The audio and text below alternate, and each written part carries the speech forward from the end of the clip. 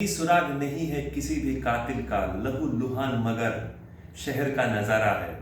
ये लहू था लोकतंत्र का, कातिल थी लोकतंत्र की सबसे ऊंची कुर्सी।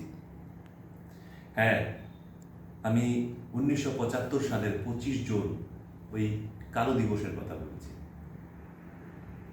1975 সালে 25 জুন আজকেরই দিনে মাঝরাত্রিরে গণতন্ত্রকে কারারুদ্ধ করে গলা টিপে হত্যা করা হয়েছিল। এই দিনটিকে কালো দিবস হিসেবে সারা ভারতবর্ষের মধ্যে মানুষের মনে যুগ যুগান্তকাল পর্যন্ত চলে যাবে। আজকের এই কালো দিবস সম্পর্কে বলার উদ্দেশ্য হচ্ছে এই, ভারতবর্ষের গণতন্ত্রকে কিভাবে কারারুদ্ধ করা হয়েছিল, কেন কারারুদ্ধ করা হয়েছিল, কোন পরিস্থিতিতে করা হয়েছিল, এই বিষয়টা তুলে ধরার জন্যই আজকে মূলত আমার এই ভিডিও। আমি সিদ্ধার্থ রায়চৌধুরী আপনাদের সাথে এই এমার্জেন্সি, জরুরি অবস্থা বা আপাতকাল এই বিষয় সম্পর্কিত আপনাদের সঙ্গে আলোচনা করার জন্যই আজকে আমার এই ভিডিও। তো জেনে নেওয়া যাক যে আপাতকাল কখন করা হয়েছিল। সেটা আমরা সবাই জানি, 1975 সালে 25 জুন আপাতকাল ঘোষণা করা হয়েছিল। তো কি তার কারণ ছিল? তার কারণ ছিল 1971 সালে রাজনারায়ণ সিং 1971 সাল রায়বরেলি থেকে 1971 সালের যেই লোকসভার যেই নির্বাচন হয়েছিল, সেই লোকসভা নির্বাচনে ইন্দিরা গান্ধীর প্রতিদ্বন্দ্বিতা করেছিলেন রাজনারায়ণ সিং। ওই রাজনারায়ণ সিংকে প্রায় 1,81,000 ভোটে উনি রায়বরেলিতে ইন্দিরা গান্ধী জয়ী হয়েছিলেন এবং রাজনারায়ণ সিং পরাজিত হয়েছিল। তখন রাজনারায়ণ সিং এলাহাবাদ কোর্টে একটা ভোট জালিয়াতির একটা রিট পিটিশন উনি দিয়েছিলেন এবং সেই রিট পিটিশনের যেই ঘোষণা, সেটা 12 জুন 1975-এ সেই আদালতে, মানে এলাহাবাদ যে কোর্ট থেকে রায় ঘোষণা করা হয় এবং সরকারকে স্থগিত করার জন্য বলা হয় এবং 20 দিনের সময় দেওয়া হয়, যেই 20 দিন সময়কালের মধ্যে ওদের প্রতিনিধি নির্বাচন করা, কংগ্রেসের প্রতিনিধি নির্বাচন করার জন্য বলা হয়েছিল। তো এবার এই সময়কালের মধ্যে ইন্দিরা গান্ধী বুঝে গেছেন যে উনার আর প্রধানমন্ত্রী তো থাকছে না এবং এলাহাবাদ কোর্ট উনাকে 6 বছরের জন্য সাসপেন্ড করেছিলেন যে উনি আগামী 6 বছর আর কোনো নির্বাচনে প্রতিদ্বন্দ্বিতা করতে পারবেন না। ভেবে রাখুন, ভারতবর্ষের গণতন্ত্রের মধ্যে এই ধরনের একটা কলঙ্কজনিত অধ্যায় ভারতবর্ষের গণতন্ত্রে, ভারতবর্ষের ইতিহাসে লোকতন্ত্রের মধ্যে নেই, যে একটা প্রধানমন্ত্রী ভোট জালিয়াতির জন্য 6 বছর সময়কাল তাকে সাসপেন্ড করা হয়েছে। ভেবে রাখুন ক্ষমতার লোভে একটা মানুষ কি করতে পারে। এবার দেখতে পাবেন, আমি তার পরবর্তীতে যেটা বলছি, যে 20 দিন সময় দেওয়া হয়েছিল তাদের প্রার্থী নির্বাচন করার জন্য, 6 দিন যেতে না যেতেই ইন্দিরা গান্ধী তখন ওই পরিস্থিতিতে মোকাবেলা করার জন্য তখন তৎকালীন পশ্চিমবঙ্গের যে মুখ্যমন্ত্রী ছিলেন সিদ্ধার্থ শঙ্কর রায়কে জরুরি অবস্থায় তলব করে এবং উনি উনার খুব বিশ্বস্ত একজন ছিলেন এবং সেই হিসাবে উনি আইনের জানকার ছিলেন, ভারতবর্ষের যে সংবিধান সেই সংবিধানের জানকার ছিলেন। উনার কাছে এই সমস্যার সমাধান চাইলেন যে কি করে উনি ক্ষমতায় টিকে থাকতে পারবেন। তখন সিদ্ধার্থ শঙ্কর রায় কিছুটা সময় নিয়ে উনাকে আইডিয়া দিলেন এমার্জেন্সি ঘোষণা করার জন্য এবং উনি সহমত পোষণ করলেন এবং তৎক্ষণাৎ ক্যাবিনেটের কোনো মন্ত্রীর সঙ্গে, কোনো রাজনৈতিক নেতার সঙ্গে আলোচনা না করে তৎক্ষণাৎ উনি ডিসিশন নেন এবং সেই ডিসিশন রাষ্ট্রপতি ফখরুদ্দিন আলী আহমদকে দিয়ে উনি পাস করিয়ে নেন। রাত 11টা বেজে 45 মিনিট, 11টা বেজে 45 মিনিটে জরুরি অবস্থার ঘোষণা করা হয় এবং যথারীতি সেটা ইমপ্লিমেন্টেশন হবে পরের দিন সকালবেলা 6টায় অল ইন্ডিয়া রেডিওতে ঘোষণা হবে। সেই ঘোষণার আগেই ভারতবর্ষের মধ্যে যারা বিরোধী দলনেতা ছিলেন, যে তখনকার সময়ে জয়প্রকাশ নারায়ণ, অটল বিহারী বাজপেয়ী, আমাদের এল কে আডবাণীজি, এই ধরনের অরুণ জেটলিজি, রাজনাথ সিংজি, এই ধরনের বিজু পট্টনায়কজি, এই ধরনের মানে অহরহ নেতা যারা ছিলেন তাদেরকে রাত্রি 12টার সময় বাড়ি বাড়ি গিয়ে ওদেরকে পুলিশ ওদেরকে জেলে ঢুকিয়ে ফেলে। সমস্ত সংবাদপত্রের মাধ্যমে সমস্ত অফিসের ইলেকট্রিসিটি কাট করে দেওয়া হয় এবং জরুরি অবস্থা সকালবেলায় সেটা ইমপ্লিমেন্টেশন হওয়ার আগেই সবাইকে মানে কারারুদ্ধ করে ফেলা হয়।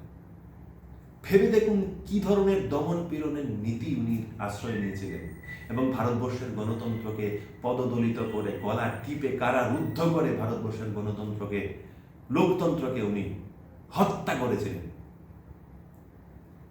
এই ইন্দিরা গান্ধী 1947 সাল 15ই আগস্ট ভারতবর্ষের প্রথম প্রধানমন্ত্রী কে ছিলেন? আমরা জানি পণ্ডিত জওহরলাল নেহরু। উনি 1947 সালে 15ই আগস্ট মধ্যরাত্রির বেলায় ভারতবর্ষের লোকতন্ত্রকে সম্বোধন করে উনি বলেছিলেন, At the stroke of midnight, when the world sleeps, India will awake to life and freedom.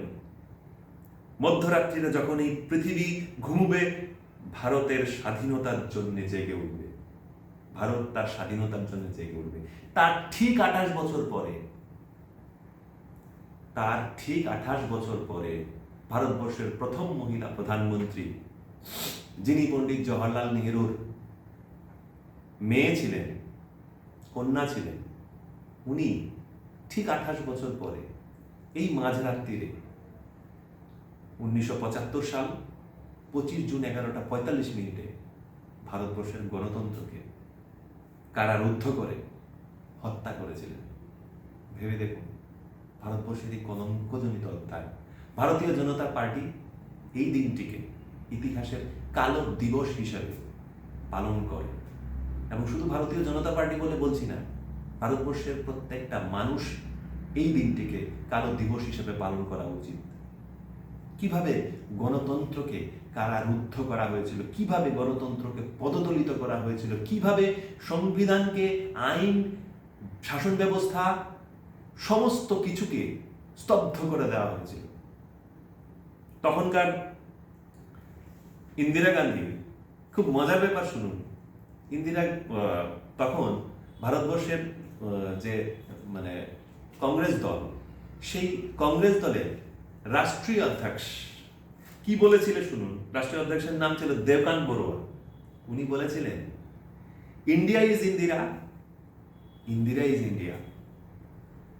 আশ্চর্য রকম ভাবে আজকেও তারা তাদের এই স্ট্যান্ডে অবিচল এবং কোনো রাজনৈতিক নেতা কংগ্রেসে তার জন্য ক্ষমা চায়নি।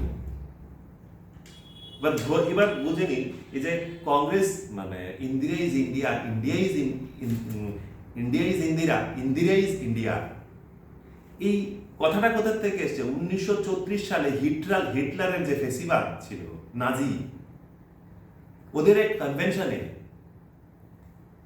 রোডেল ফেস, হিটলারের যে ডান হাত, সেই মানে কনভেনশনের শেষ পর্যায়ে বলেছিলেন, Hitler is German, Germany is Hitler. তো ওই নাজিদের থেকে অনুপ্রাণিত হয়ে কংগ্রেস রাষ্ট্রাধ্যক্ষ দেবকান্ত বড়ুয়া এই বিবৃতি দিয়েছিলেন। ভাবতে পারছেন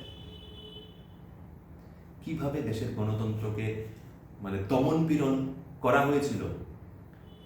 কবি থেকে শুরু করে, বিদ্বজন থেকে শুরু করে, তখনকার সময়ে সাধারণ মানুষ, দেশের আপামোর জনগণ ইন্দিরা গান্ধীর কাছে জবাব চেয়েছিলেন যে কি কারণে সেই আপাতকাল, কি কারণে সেই 21 দিনের আপাতকাল।